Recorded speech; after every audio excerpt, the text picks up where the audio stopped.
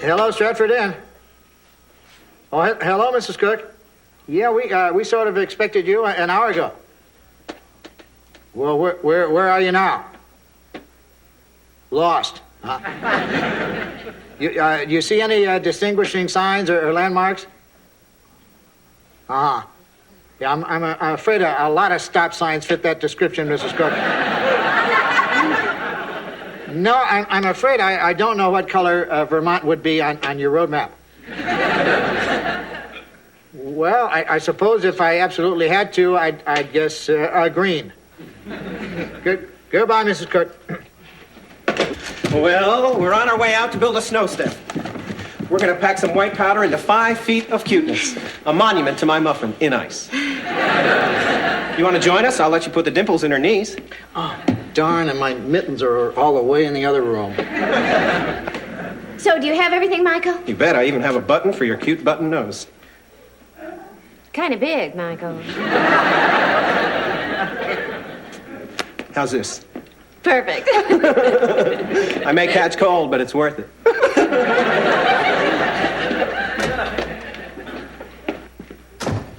I replaced that light in the refrigerator for you, Joanna. Thanks, George. You're looking at my 10,000th burnout bulb.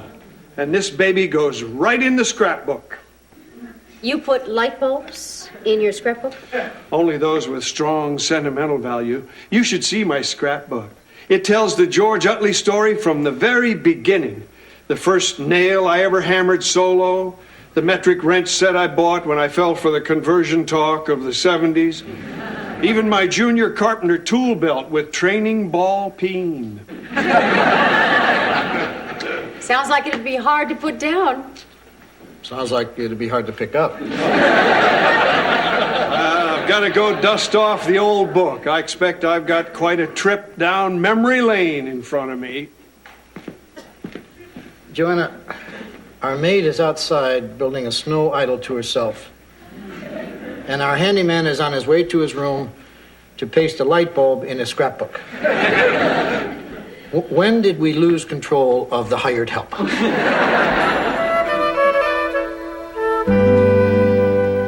Morning, George. Morning. George, are you okay? I've been up all night looking over my George Utley scrapbook. And you know, every single page was handyman stuff. Are you sure you have the right scrapbook? There wasn't a single photograph of me in there without a hammer. Well, weren't there any baby pictures? Sure, plenty. Well, George, you always loved the idea of being a handyman. That's why you became one, right? Oh, I used to think so. But maybe it was because my father was a handyman. And my father's father was a handyman. And my father's father... All right, George. We're picking up on the pattern. George, if you don't want to be a handyman, what do you want to be? Nothing I can think of. Oh, except when I was a kid, I had a few ambitions. Well, it's never too late to follow your dreams. Don't worry. Last night I came to grips with the fact that I'll always be just a handyman. Well, I think before I start my day 13,612 of my handyman grind, I'll just take a little walk outside and see if I can't shake those old caretaker's blues. George, I mean, do you think a walk is the answer? I mean, you know, look how a stroll down memory lane screwed you up.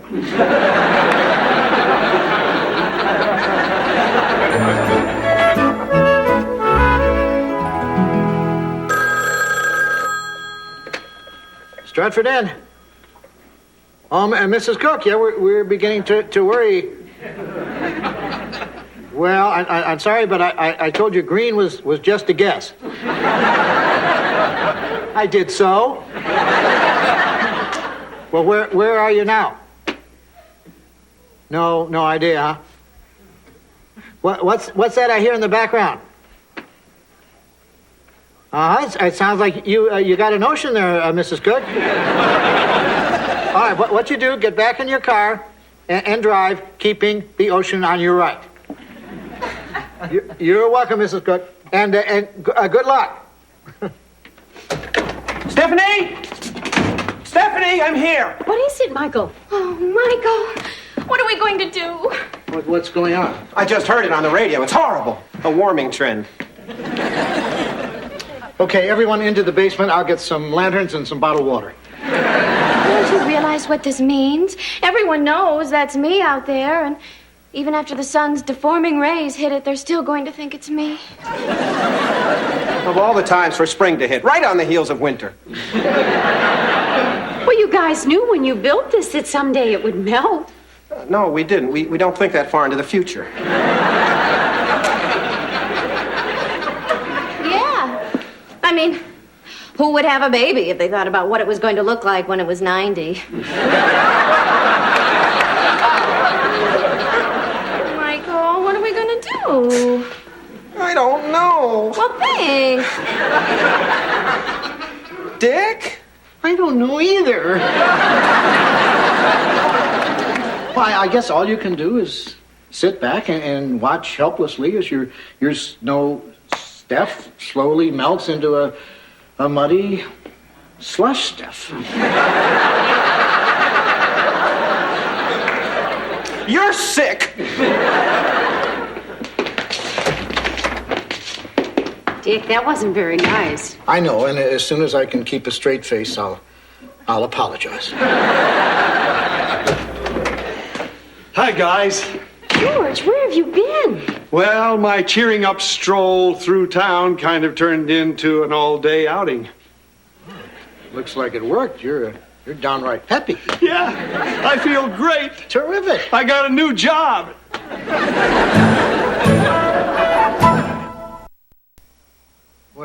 What do you mean you got a new job? Well, I was about a mile into my walk when I passed Seifert's Auto Barn. They had a salesman wanted sign up. The job I've always dreamed of. But, George, you never said anything about wanting to be a used car salesman. Yeah, that's because I thought Dick would laugh at my illusions of grandeur. Wait a minute. If I leave my job here, it'll be the first time the Stratford has been without an Utley handyman. I'm sure we'll stumble through. But who'll handyman? I'll hand him. I guess you will stumble through. Well, now I suppose the first thing I've got to do is find a place to live. Oh, what do you mean, George? Of course you'll live right here in your room. But that's for the resident handyman. No, that's for the resident Utley. Oh, thanks. But I won't feel right unless you let me pay for my room and board. George, don't be ridiculous. I insist, Dick. I do have my pride. Oh, all right, how about $25 a month? Boy, you sure know how to exploit a guy's sentimental attachments.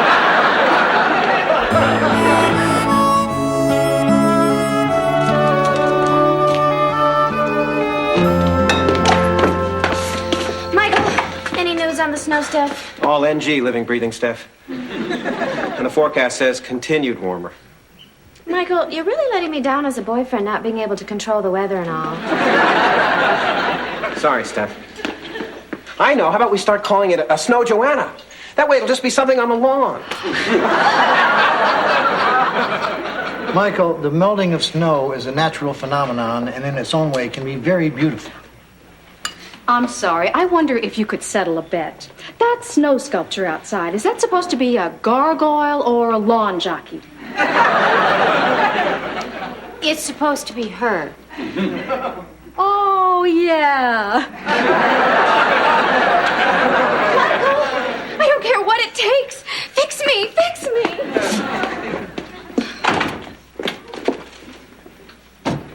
You know, I just can't believe that George is going to go off to work. I mean, I'm really going to miss having him around all the time. Honey, it's just a phase he's going through. I predict his hammer hand will be itching before lunch. Sure. Don't you look nice? It's so neat to have to dress up for work the same way you would for a big to-do. And look, you guys realize this will be the first time I've had to pack a lunch for work? It's exhilarating and scary all at the same time. And I've been boning up on my Blue Book values. Go ahead. Give me a model and year, and I'll tell you the price. 84 Mustang convertible. That's an easy one. 6 or 8 cylinder. Oh, let's see. I'm already open to the 6-cylinder page, but I don't want you to pull any punches just because it's my first day. Okay, then 8.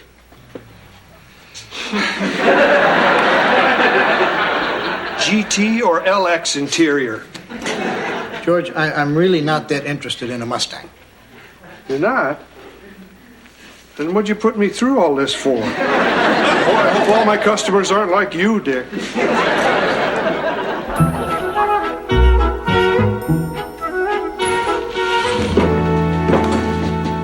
Wow. Even the lulls are exciting.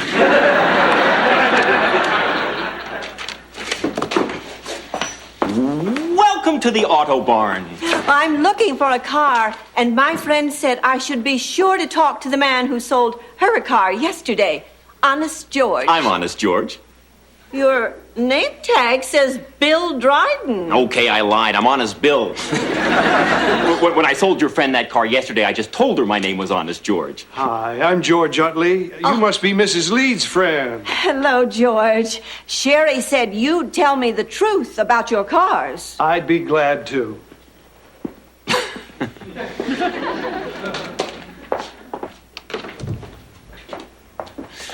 Welcome to the Auto Barn. I'm looking for George. I'm George. No, you're not. I know what he looks like. I was in an accident and I had plastic surgery. I'm not here to buy anything. I'll get him right away. George to the showroom. Hey, you smudge it. You bought it. George, I hope I didn't pull you away from a customer. Oh, it's okay, Dick. She wanted a station wagon, but the only one we've got has a bad exhaust system, so you get dizzy when you drive.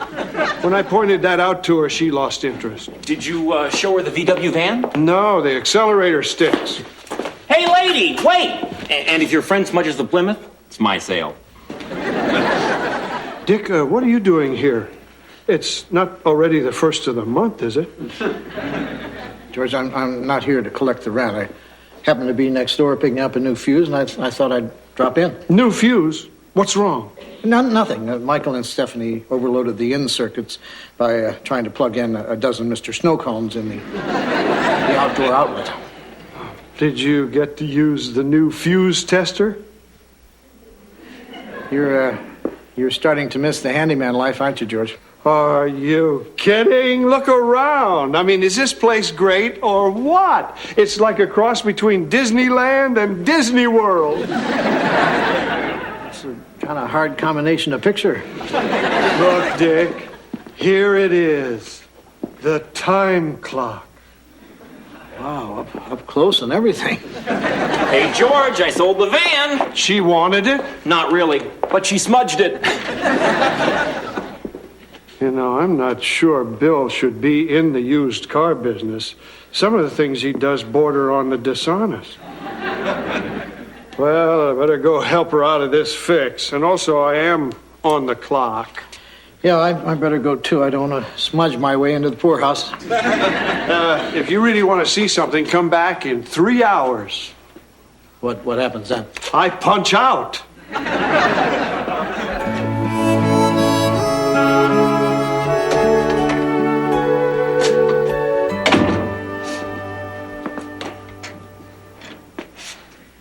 Well, we have a working porch light again.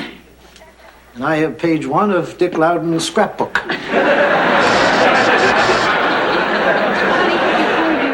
Replace the porch light. Could you take a look at the fireplace flue? Sure, what's wrong with it? I don't know, but this just fell out, which I'm pretty sure is wrong. Yeah, I'll get right on it.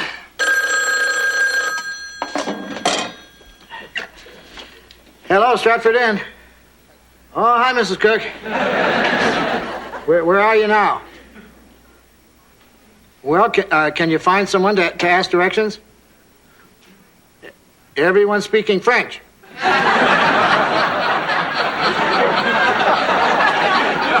Yeah, I think you overshot us, Mrs. Cook. My guess is Canada. Yeah, were there guys in uniform who stopped you and went through your luggage? Yeah, see, that's the border. You know, Mrs. Cook, maybe you ought to just ask for a room there. Au revoir, Mrs. Cook. Cross off, Mrs. Cook. Come on, Steph, just take one more look for me. Michael, I already looked out this morning, and it was nothing but an ugly 5-foot lump. Well, take one more look. You may be pleasantly surprised. Michael, she's gone! You're right, Steph. What happened to her? I think the only explanation is that Snow Steph pulled a Frosty on us, came to life, and danced off to the North Pole. Do you really think so? It's the only theory science will support. Michael, is that my cute little button nose embedded in your grill work? Well, as I say, either she came to life or I accidentally mowed her down with a Turbo Z.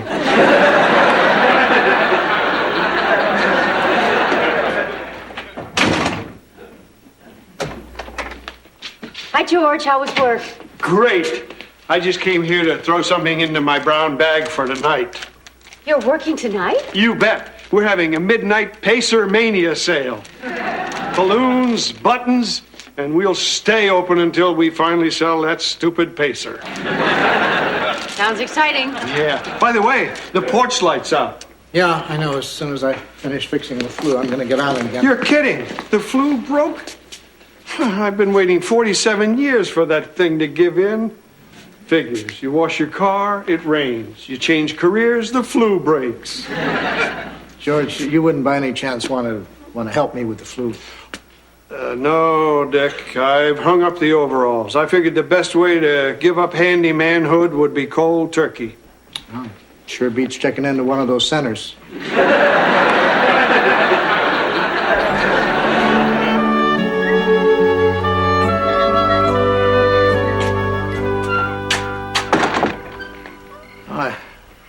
Thought I heard a creaking noise out here.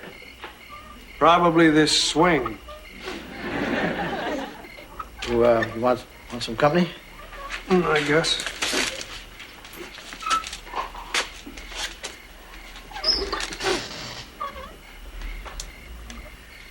Damn, I've already replaced that light bulb twice tonight. Probably using a regular bulb. You should use special ones in winter. Ah.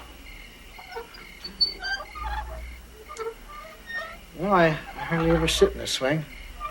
It's nice. Noisy, but nice. Thanks. Dad and me put this up when I was 8 years old. We used to sit in it at night, staring out over the lawn, talking about stuff. Things sure have changed. Well, it was 40 years ago. No, I mean since this morning. The snow Stephanie's gone.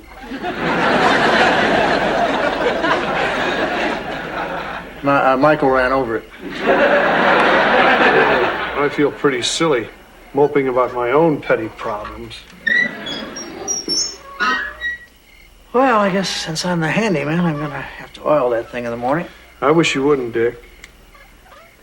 Why not, George? Well, I know this is going to sound crazy, but the creaking was starting to sound a little like my father talking to me on the swing again. What was he saying? He was saying you can't fight generations of breeding, that I should go back to being the Stratford handyman. George, you should probably listen to your heart on this, not some squeaking porch swing. I think that is my heart, Dick. The swing was just saying it out loud. You know, Dick, all my life I thought being a used car salesman would be just about the greatest thing in the world. Time clock, those little plastic flags snapping in the wind, painting big white numbers on windshields. But after about a week, all that glamour fades into a glitzy routine. Well, I have to tell you, George, from the outside looking in, you'd never guess. I thought I'd live out every man's fantasy. selling used cars is not really that much fun. And then tonight I couldn't concentrate thinking about that fireplace flue. How would I fix it? Would I just weld on a new faceplate or replace the whole mechanism? You wouldn't have just jammed it back into place. Are you kidding? George, you know I would have let you help me fix the flue. Oh, it's not just that, Dick. I miss setting my own hours. I miss the feel of a plaid flannel shirt under fully stocked overalls. And I miss the feel of being necessary. At the car lot, there's me and Bill. I'm just a number there. But here at the Stratford, without me, the front porch would always be dark and the damper would be slip-shoddily jammed into place. George, you know, we really miss you, but I thought you wanted to do something else besides, handyman stuff. I've done it, Dick. And after tomorrow, there's going to be a name tag, a time card, and a Midnight Pacer Mania button in my scrapbook to prove it. I quit, Dick.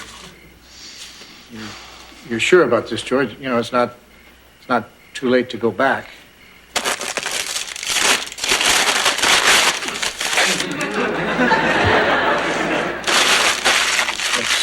It's still not too late, George. And don't worry, Dick. Before I go to bed tonight, I'll put a new bulb in the porch light. And would you, give the flue the once-over? I was going to, Dick. You know, it's good to have a Nutley back at the Stratford again.